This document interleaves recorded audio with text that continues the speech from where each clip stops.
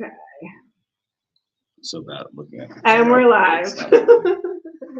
All right, Hey. everybody, welcome. So we are doing another lender live session. This time we have Glendon Grose of Movement Mortgage here with us. So we are live on TikTok and Facebook tonight and YouTube. But we have so much to talk about because the rates have been absolutely insane this week. So, Glendon, you want to give everyone the download? Yeah. So first of all, this is International Hug Your Real Estate Professional Week because they need it. It's been brutal. It's been it can only be classified as a bloodbath this week. There's not a whole lot of good things to say about where the market's going, but analyzing and figuring out where we go from here, what it all means, looking at realistic options and not just hearing the pundits and the buzzwords that are going to hit mainstream media and hit the news line and the headlines of the news and those kind of things. It's going to be super easy for people to try to incite fear, but cutting through all that red tape and getting into the nuance of what makes the most sense for people individually, I think is going to be super important. And we can get into it a little bit later, but I have some optimism about why this is good for the market, which a lot of people might not see through that, but I think there's a lot of good things that can be taken from this. Kind of in the necessary evil sort of category. It has to happen. I was kind of feeling that way as well. I don't know what's going on my computer. I apologize. I was kind of feeling that way. I know, right? I was kind of feeling that way myself, and I was like, okay, maybe is it a race to the worst rate possible so that we can just sort of get the recession over quickly, right? Like, maybe we end up at 9% by the end of the year. Yeah, I mean, it's I think the hardest part for most people is that everybody wants a simple solution, and this is a very complicated situation in a very complicated market, and it's international. Like the market this week, the biggest reason for the tank had to do with the European market. Is the dollar versus the euro versus the pound, and what European markets are dealing with right now is also affecting our market. And so it's not just U.S. inflation and recession talks, it's also globally.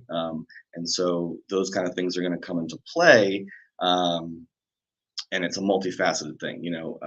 Markets here, mortgage-backed securities and the bond market heavily influence, U.S. Treasuries, 10-year, 2-year, those kind of things heavily influence mortgage-backed or mortgage rates, but there's also a lot of other factors going on. What the government's saying versus what they're doing, what the Fed is doing versus what it's saying. Again, and then you start to see international stuff trickle in where the value of the euro is going down, the value of the pound is going down, and that's creating a lack of confidence in the international markets, which is creating a lack of confidence in the dollar. So a lot of things. Not to mention Russia, Ukraine, right? Correct. Yes. China's got their own economic problems as well with all of the fraud and everything that's collapsing there in their real estate market, right? Right. Yeah. So, I mean, and then you throw in a couple natural disasters that could affect things, and where government is spending. We have an election coming up. That's all having an effect on things. The price of a barrel for oil. All these things again. So just a lot of words to basically say it's complicated, and it's going to be complicated for a while until we have real data to figure out where we're going. And so I think you're right. I think at this point, the name of the game is where's the top? Where's the peak of this mountain? So where do you think it is? Because that was like, I think it's 9%. And that might be really crazy, but I mean, we're at what, 7.25 already, right? So I'm like, if they rush us to 9%, which would be you know, that is definitely, people are going to have to be like marrying the house, date the rate, right? That's what everyone is saying, right? But okay, so we get there by the end of the year, inflation starts to actually come down, then maybe we're in a recession for 12 months. I think we got some people looking to get invited. Oh. I don't know how to do that. Sorry, guys. This is why they don't let the old millennials on TikTok. We'll figure it out eventually, guys. Next one. Yeah, third episode for sure. Yeah, I think that it. I don't have a number on. I really don't, because I think it has more to do with what's going on around it that levels it off. There's not going to be a number that it's like, when this thing gets to 9%, it's going to come back down. Yeah. I think right now it's a lot of sentiment and fear. These sell-offs in the mortgage-backed securities markets are, heavily influenced by consolidations and fears of where else you're going to put your money. Where's a good place to invest right now? Right. Well, and I think, I wish I could have had the article in front of me though. Yes, Jules, we are also live on TikTok under my dating _houses. Okay, sorry. So I think I lost my train of thought. Sorry. Article. Brain fart. I just think there was an article. Yes, thank you. That is it. Jeff Bezos, Uber, the CEO of Uber. They're all trying to come together, and one other of the big ones. If anybody knows what it is, please put it in the comments. But they're working together to create a real estate company where you can basically buy shares of real estate versus actual like entire properties. Yeah. Which I thought was really interesting. So then it's like, okay, so you're taking that solid housing market that we have, right? Housing is it's a stable investment, like compared to the stock market, compared to cryptocurrency, compared to, it's definitely a more stable market. So you have those people trying to turn it into buy a share of a house, so what is that going to do to affordability in the future? And, are even regular people going to be able to own real estate, because you have all these large hedge fund groups and investors just buying them up and trying to sell shares now, Yeah. And that was some of the stuff that I was looking up earlier today was not everywhere, but like, for example, in Texas this year, 26% was bought by investment firms. Yeah. Which means that BlackRock or whoever is taking Zillow, 1 out of 4. Yeah. That's 1 out of 4, and if that number keeps going up, and they can create, an inflationary market in the rental market while at the same time cutting people out of home ownership, they're really going to kind of have us by the, you can curse on TikTok, but you can't curse on Facebook. Yeah, I'm gonna just. They're gonna have us by the, It's gonna be tough. It's gonna be tough. It's gonna be tough to own a home. Those that own a home are gonna be at an advantage because they're gonna be able to rise with the rental market. And I mean, unfortunately, corporation sentiment is not necessarily on the charitable side of things. So. Well, home ownership is still the leading indicator, or like one of the leading indicators in the wealth gap too, right? Like Correct. It's been that for a long time, and I think it will continue to be that way. So, when people are like, should I buy a house with a 7% interest rate? Well, if you can afford it, and what your mortgage is going to be less than what you would be paying otherwise in rent, then yes, you should buy a house. Yeah. And I think, as someone who bought in November of 2006 and rolled absolutely everything into my loan, which like you can't even do anymore, my down payment and my closing costs for my FHA loan were all rolled into the purchase of my property. And when I went to go sell that property 7 years later-ish, we did have to bring $7,000 to the table, but I also rolled in all of the money that I was supposed to. I should have brought it. And if I had done that, then I probably would have been fine, but I didn't. And then my only regret, even to this day, is still selling that property though, because that was a great rental property. It was right in Reston, cute townhouse. I should have kept that thing, and it would be basically pretty cash flow positive now, Oh, for right? sure. And it's increased in appreciation now today, like what? I think it's about $100,000 more than what we sold it for. Right. So, right.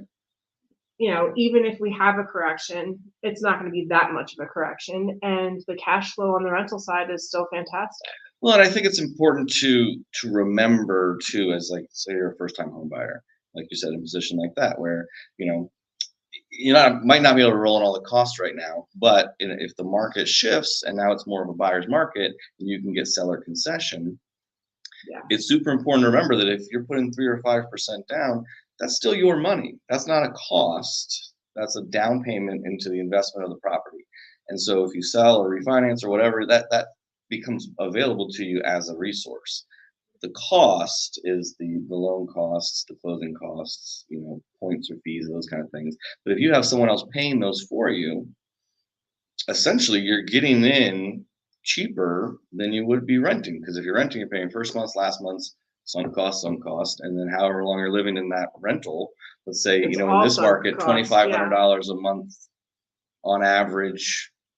Let's say 3,000, give or take in this area. I don't know what markets are listening, but in this area, a 2 or 3 bedroom townhouse is $3,000. And that's $36,000 a year, sunk cost. Whereas if you can get into a house and have some of your costs taken care of, yes, you're going to have some liquidity to put money down, but it's an investment in your own future. It's not a sunk cost. It's not gone. Right. It's you're literally put into like a forced savings account almost. So. Right. And like you might be living with multiple people and renting rooms right now. Rent rooms to your friends for property that you own. Right. I mean, that is a way better solution, and a way better long-term game for sure. And so the name of the game for us on the lending side, for those that are trying to create opportunities or advantages for homeowners as they start to purchase homes, 2-1 buy down, 1-0 buy down, which for anybody that doesn't know, 2-1 buy down allows you to take 2 points off the interest rate for the first year, 1 point off the interest rate for the second year. So let's say we're at 7%, which this thing says 7.08, right around 7.25, 7 1/8, like you said, is the average 30-year fixed right now. Ouch. But if you get a 2-1 buy down, first year, you're at 5%. Second year at 6%. And the idea behind that is that by that second year, the market's shifted and we can now refinance you into a better position and you don't have to have that high payment for those first 2 years. 1-0 buy down, same thing. It's a little bit less expensive, but it's 1 point less. So it's 6, 7 down to 6, or if we're at 6 at some point, down to 5. We're also bringing up some really aggressive 5-1 arms, 7-1 arms, which again, and it's very likely in the next 5 years that the rates will come back down to the 4s, right? Like once this inflation thing is corrected. Yeah, I mean, where it finds its bottom, I don't know. I think I agree with you. I think that a healthy balance for both the consumer and the economy, as well as lending institutions, is somewhere between 4 and 5. Yeah. Fluctuating there. If we can keep that, instead of going like this, we can go like this. Yeah. I think we'll be in a good position. It's again a lot of factors outside of that affecting it. But if we can get there in the next 2 years, 3 years tops, I think we'll be in a really good place as an economy. That being said, like I said, we're trying to create situations where people can still get into homes because, like you said, the biggest thing is affordability. Right. You want to make sure that you have the proper debt to income ratio, you've got the cash to close, you have the monthly payment covered, you don't want to be house poor, you don't want to be stuck, you don't want to be foreclosing in 6 months to a year because, again, that interest rate went up on you or something like that. You're in an adjustable rate mortgage or you're in a 2-1 buy down. They don't have those anymore though, right? They don't have an adjustable rate to the point where it's going to adjust in 6 months. No. It would be 5 years or 3. I mean, there's a 3-1 arm as well. Yeah. But I don't think we're there yet. The 5-1, 7-1 are going to be the smart thing. But again, if it doesn't go down in 5 years, you need to be prepared to make sure that payment is that you can something you can grow into. So let's talk about that though, because that's why ARMs really got a bad rap during 2008, that whole cycle, because so many people did have adjustable rate mortgages, but the biggest difference that people need to understand now is that there are caps on those adjustments now, correct? Correct. So each program is going to have different scenarios with that margin cap. And so, for example, like ours, I think is a 225.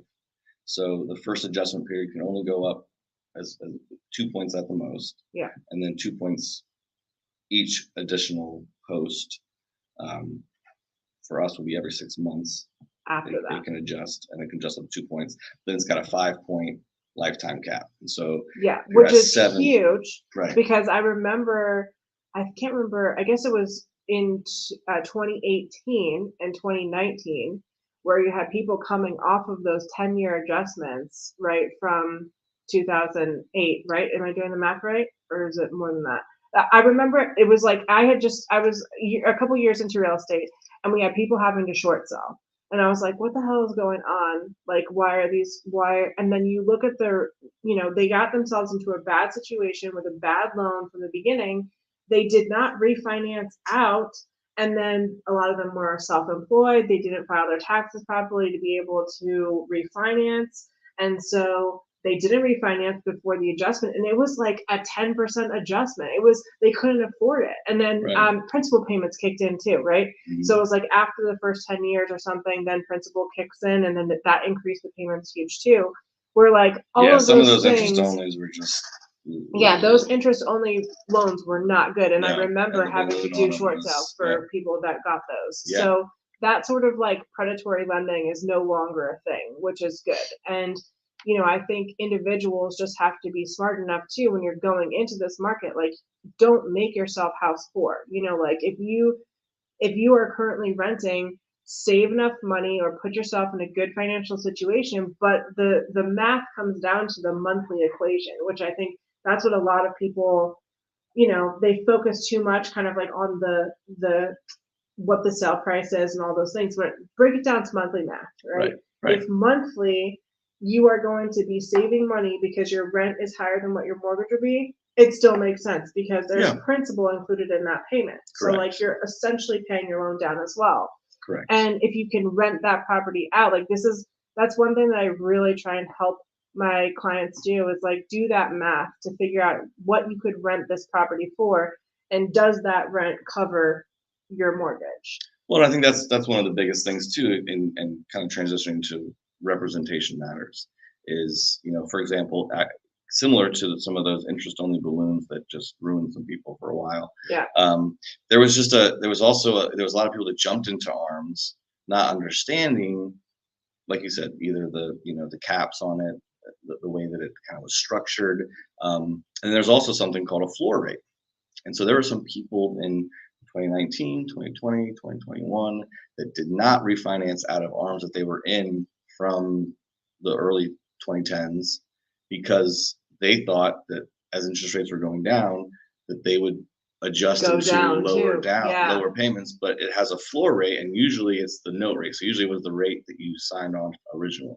So if it was 4%, even though rates were going down into the 3s, yours was staying at 4. And a lot of people weren't really paying attention or realizing that was going to be the case.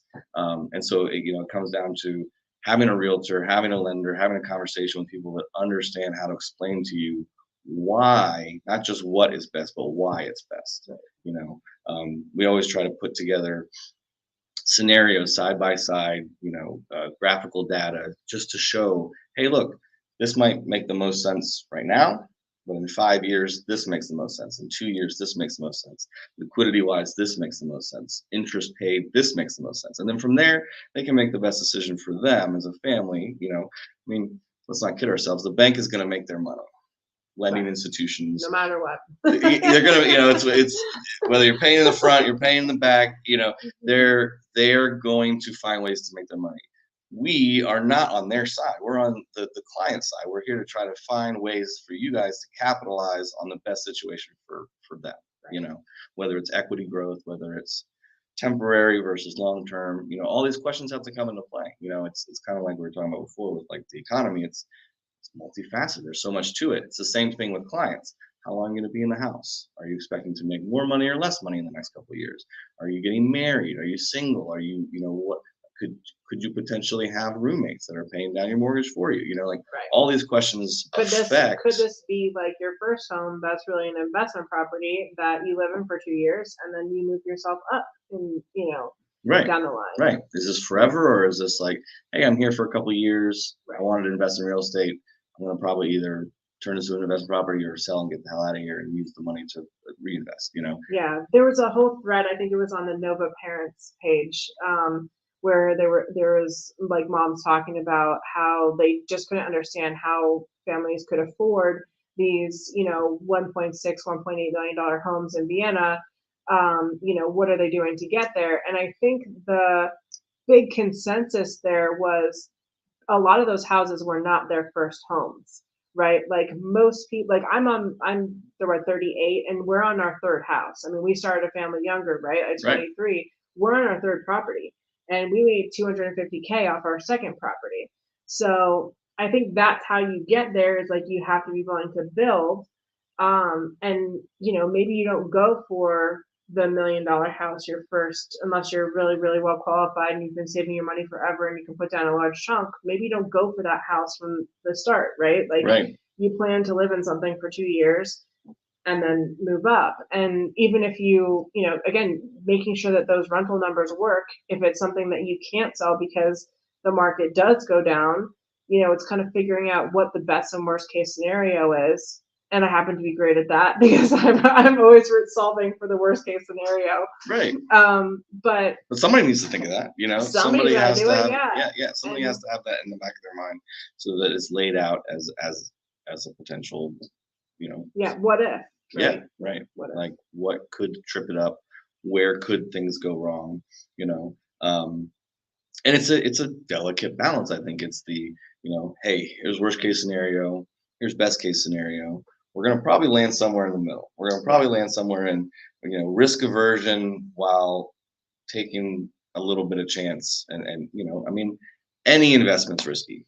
You and I like to talk crypto and play that game. And right now we're hodling for dear life. Yes, hodling for dear life. I did buy some more XRP,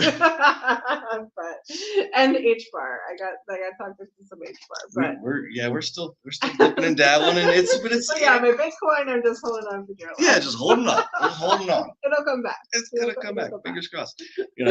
But that's any investment, and I agree with you. I think that real estate is still the most solid investment in any market, in any idea.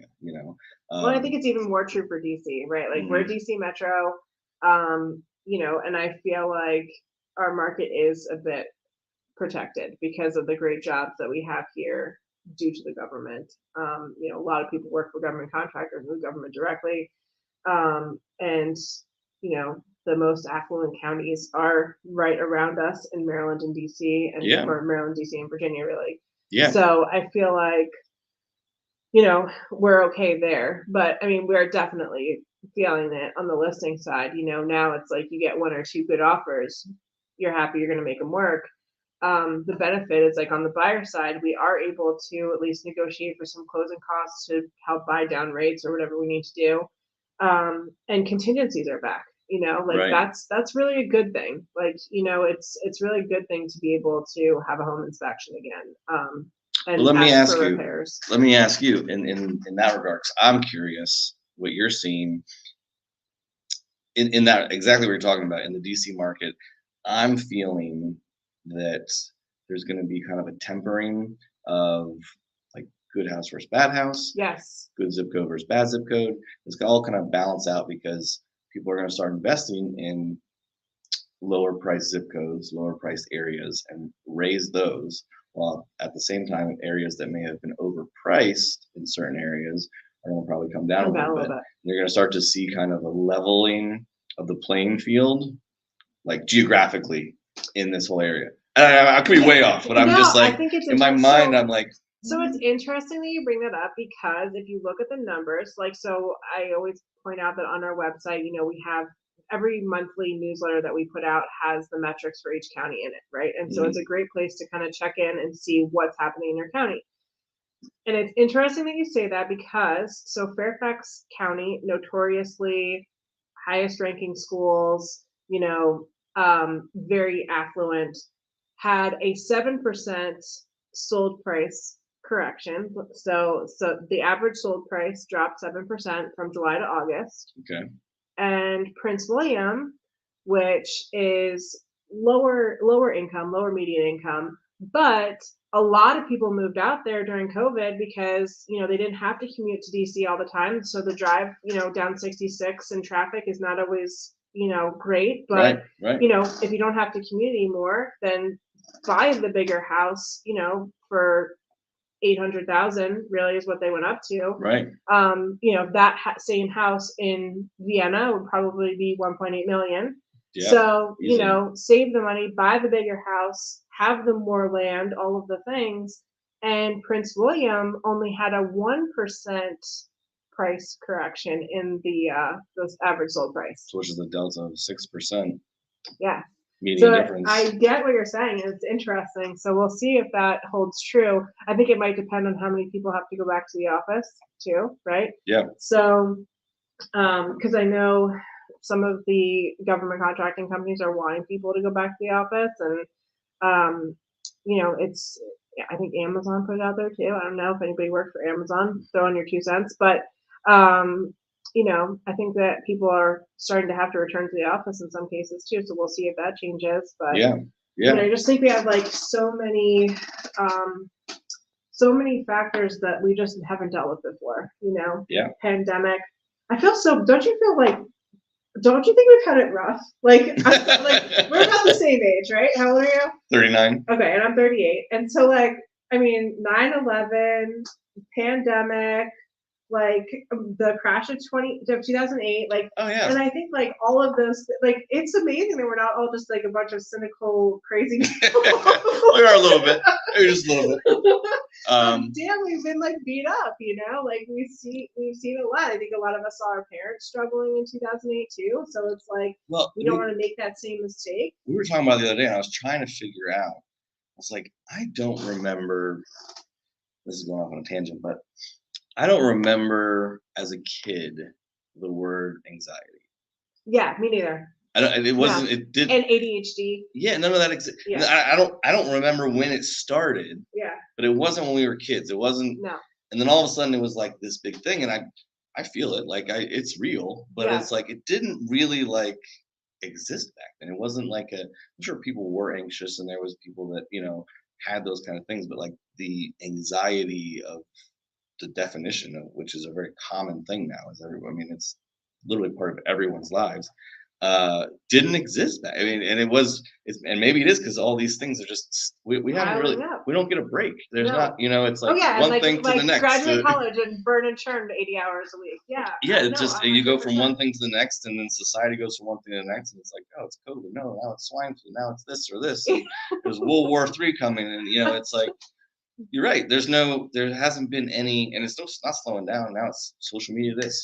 Everything is thrown at you. Everything is fast. And also the media, do you trust it? Do you not trust it? Where do you get what are your trusted sources? If we were drinking that wine, we could. I know. We could go in so many different directions. I could go down that rabbit hole forever. We would lose all viewers. That's next episode, guys. That's next episode.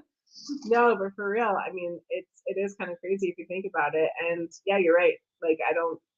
Those things weren't anxiety and ADHD. We're not. I just don't remember when it came about, but I know in my mind as a kid, I was I didn't know that existed. No, but we also played outside. We also were allowed to ride our bikes. Far away. And I don't know. Just out living life, and now it's all right here in this computer. Yeah. So, but yeah, I mean, going back to what you said, I think you're right. I think that. More importantly, as this kind of figures itself out, I want to circle back to representation matters. I really want you guys to let that sink in. Is having a good realtor, especially on the listing side. It was too easy for too long, and too many agents took advantage of that, jumped into the market, jumped into the business, didn't know what they were doing. You just put a house on the market and it sells. Really, it could be incoming soon, and people bought it without seeing it. That was crazy. Right. It was it was just nuts. Yeah. But now it's, I mean, and honestly, Oh no, it matters how it's It marketed. I matters. mean, Julie and I saw It's one gonna matter a today. lot more here soon, I think, Yeah, yeah. because we're seeing, well, we can say same neighborhood, same relative, you know, comps, on the house, relative size, structure, rooms, square footage, and similarly priced, multiple offers, no offers, And it's all no in presentation. concessions, seller concessions, Yeah. contingencies, no, like it's same week, same situation. Sure, one buyer might be a little more qualified or whatever, that game, but on the inside, on the out, on the onset of the just offers in general, Yeah. like it's different. And It's the all in X factor is presentation. the agent, is the way that it's marketed, the way that it's presented, Yeah. the way that it's researched Yeah. and properly, set up for market. I had this conversation with a potential seller because, they just weren't really seeing the value in a staged house, right? And for me, our stage houses get at least 6%, typically more, than a house that's the exact same property unstaged. And one of the biggest reasons is that people become incredibly nitpicky about every single little detail in a property when there's nothing else to focus on but the walls and the floor and the electrical outlets and when you can't there's nothing to help them envision themselves there. Like it's so huge for me. I'm just like, I stage for free, so don't argue with me. Like Right. I don't want to listen unstaged house Right. because it helps me out too, right? Right. Like it makes it easier to sell because when you can create these beautiful environments where people can see themselves, they can see that a sofa or a queen size bed fits in a room. Like only 15% of the population can see like envision spaces. Oh yeah. So it's like, just do that. Like that, it makes a huge difference. And I just don't understand why other people don't like. I'm like, what? I'm just baffled sometimes. But for me, like staging makes a huge, huge difference. Yeah, and I really think that you're absolutely right. I think that especially a first time home buyer that walks into a house, they don't have a vision of what the house they're dreaming of looks like. Right. Like, so They if just it's get a bare warm and fuzzy. They get a yeah, warm fuzzy yeah, when if they it's get bare there. and blank, they're gonna be like, Oh, but if too, it's yeah. like, oh, I feel like this could be a home I could feel like comfortable in. Yeah. This table looks great in this Yeah. room, and it's And got sometimes I'll notice that my pillow, I like do the karate chop on the pillows. I'm like, I know someone sat there. Like someone sat Right. in my karate chopped pillow and like we're relaxing and envisioning themselves here. Like, Yeah. yes, that's the whole point. Yeah. Yes, Julie's mentioning the sideways listing photo. Photo number 1 today. We're going through the MLS looking at new properties in this neighborhood. And like the first photo is like sideways, like it's a townhouse sideways. And just like, come on. Like, Yeah, it's if just you it's the can't little get things. that right, Right. what else are you not getting right? It's the little things, and there's it's the attention to detail, and it's the research, and there's a level, there's a separation between those that are good at what they're doing and those that are just trying to make money. And sorry to anybody out there that upsets, but you really want to find somebody that cares and is doing the work and that's setting yourself up for success, because it's going to matter now. It maybe didn't matter for a year and a half, 18 months, that window where it just didn't. You could just sell for whatever. And all of you that capitalized on that, great. But even in that window, I read this yesterday and it blew my mind. There was some sort of research study that I can't remember who did it. It might have been HomeSnap or somebody, that 78% of homeowners that purchased between 2020 and now are not happy with the home they purchased. I saw that, and I was just. And the guy that brought it up on the. I would love for someone who purchased a house during this timeline to chime in, but I hope that perspective is changing now that they see how much their payments would be. Like even if they paid a ton. Yeah. Like even if they overbid by 60K. First of all, I think we only had one house not appraised. So even with all of our buyers That's who bid over and all the things, I think we only had one that actually did not appraise. So ideally, that's basically saying that you didn't overpay. If the house appraised, you got it for the appraised value, right? Right. And I don't see it so much as there were definitely some people that overpaid. Definitely happened. If you did, I'm sorry. You know, but a lot of people, like, you know, even if you overpaid 15,000-20,000, the equity's already back. And if it goes back and forth a little bit, you're going to be fine in the long term because your payments are so much lower. Like I don't see any of those people ever selling. But what the guy was saying, which maybe it was, you know, it's a perspective thing, obviously, but he was like, maybe it's because there were no contingencies, and so you know everybody. And I've noticed this. I tell all the clients I work with, I'm like, look, like from dealing with investors and understanding that even if you have a brand new HVAC system, when somebody moves in that changes the way that it's been used for a couple of years, it messes with it. And so, I mean, and you probably know this data better than I do, but it's something like appliances and everything break within the first 2 years. Yeah. It's almost like there's 100%. Something that's going to happen. Oh no, my parents like are constantly running their AC at like 73, where like in my house it's like always 68. So like I imagine if you changed it up, like it's going to impact the system. So that's one of the reasons why we were offering all of our buyers home warranties, which I think is awesome. We paid for home warranties for every single client who bought a house, and actually we still do it for buyers because it gives them some level of peace of mind. Like we get that people are putting their life savings into being able to purchase a home. And so to back them up on that, we paid for the home warranty because I was like, look, if something happens, at least you have this to fall back on. You don't have to buy a brand new $9,000 HVAC. You know, you have some level of coverage, right?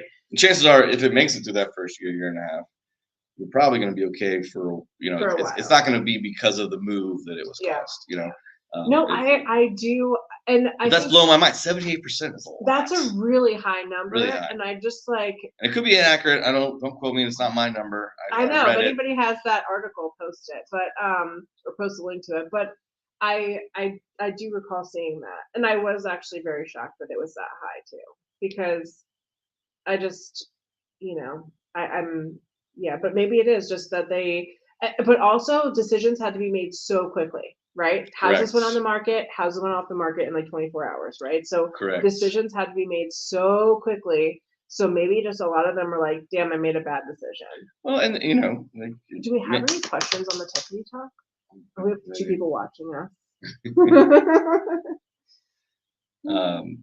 You know, also there was like COVID brain, and there was, you know, people dealing with that kind of stress in life, and like you said, maybe some of those decisions just became rushed, rash, emotional, you know, and then they start getting into their finances, or well, like you said, maybe they were making really good money working remotely, and now they have to go either back to work, which is now creating a commute, or they have to go work somewhere else, and they're not making the same amount of money. A lot of factors, you know.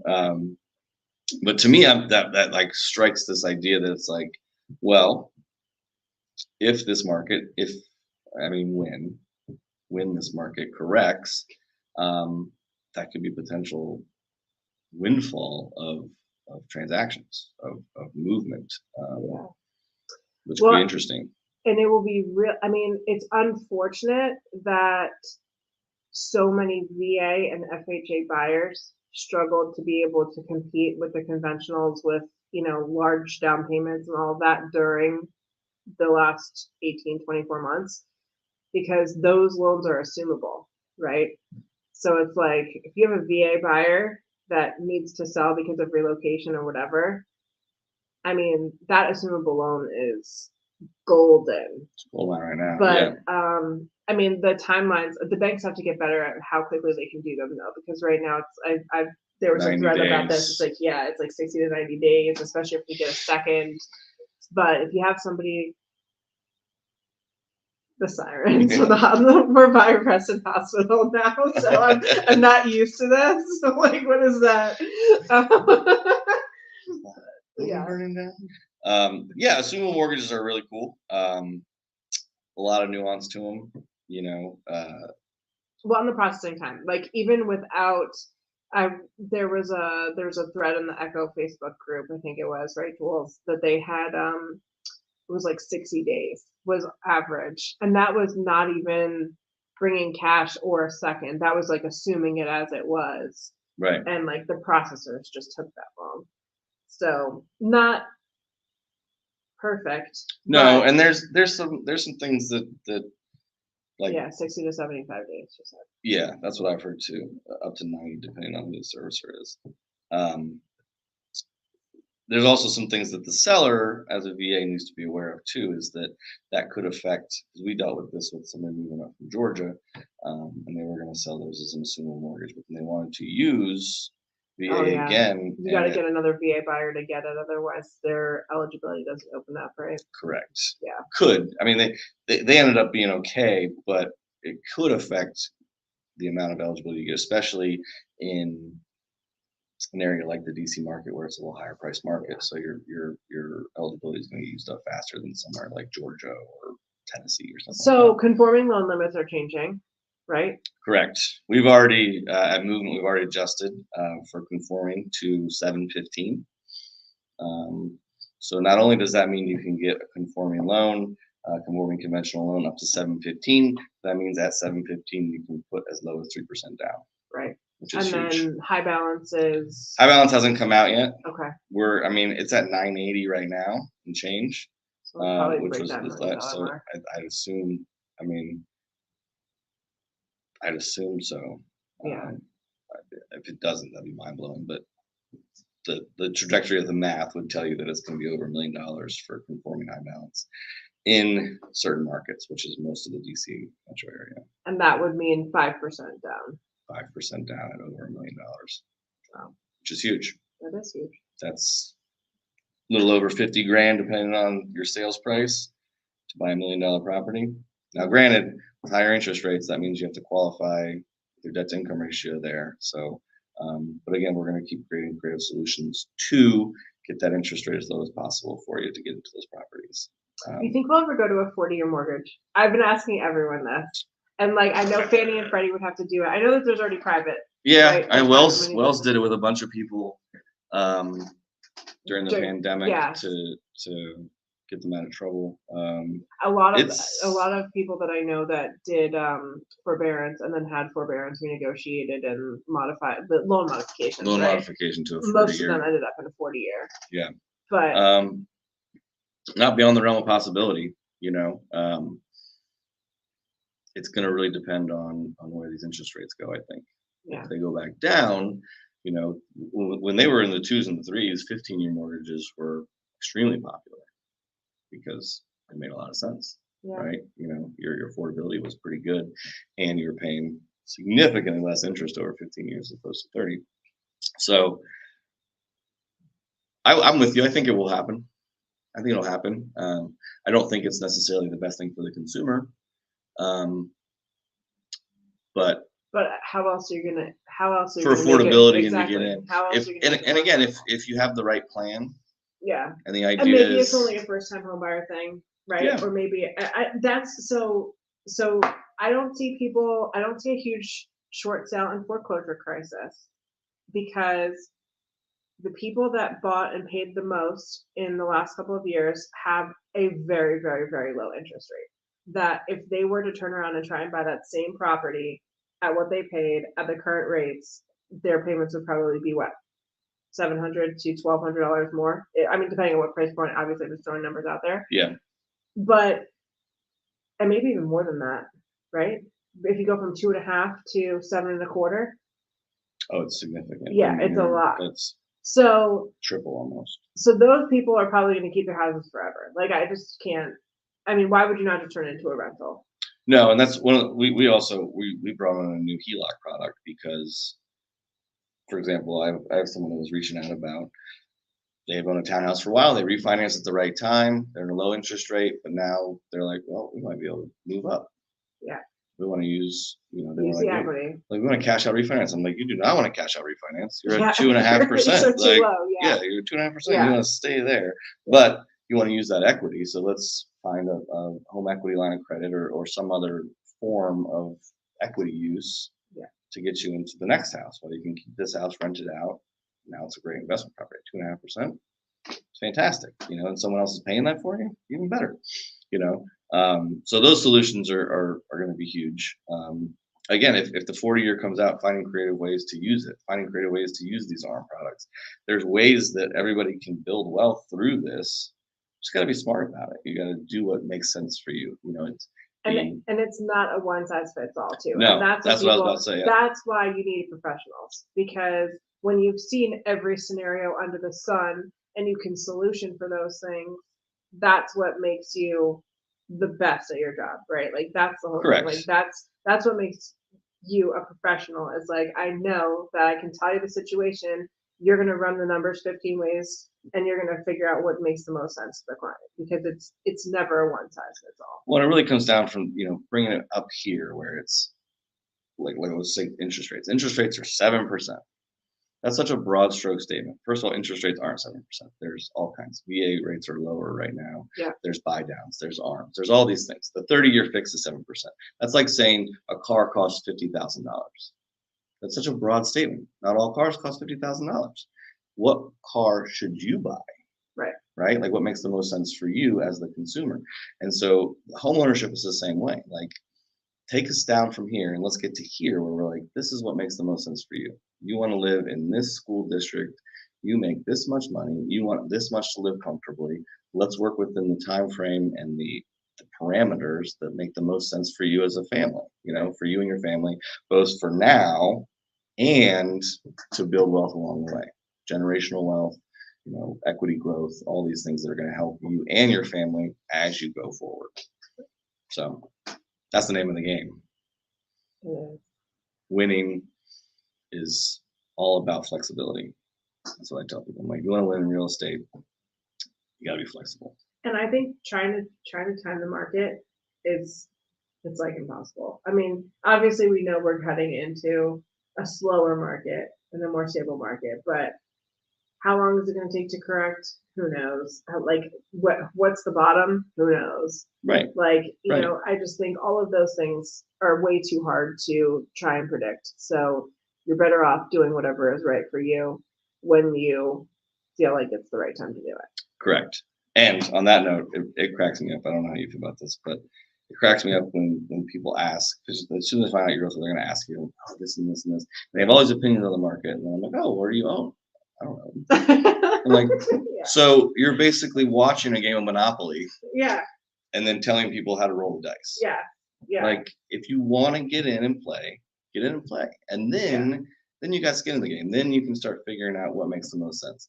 But if you're just, it's kind of like that old, you got to buy a ticket to ride the ride, same kind of thing. If you want to get in the game, get in the game, whether it's 7%, 9%, 5%, get in and start building equity and figuring out, again, it's risk, but it's a lot less risky than not playing at all.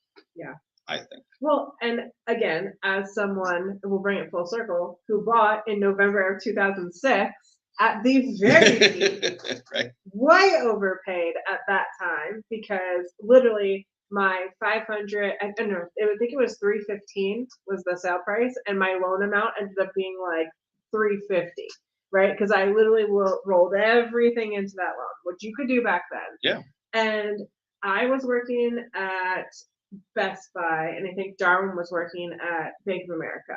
And we didn't have kids yet. We were like 23. I think I was pregnant with Gabe. And, we didn't want to rent. We wanted to buy. Like, that was our thing.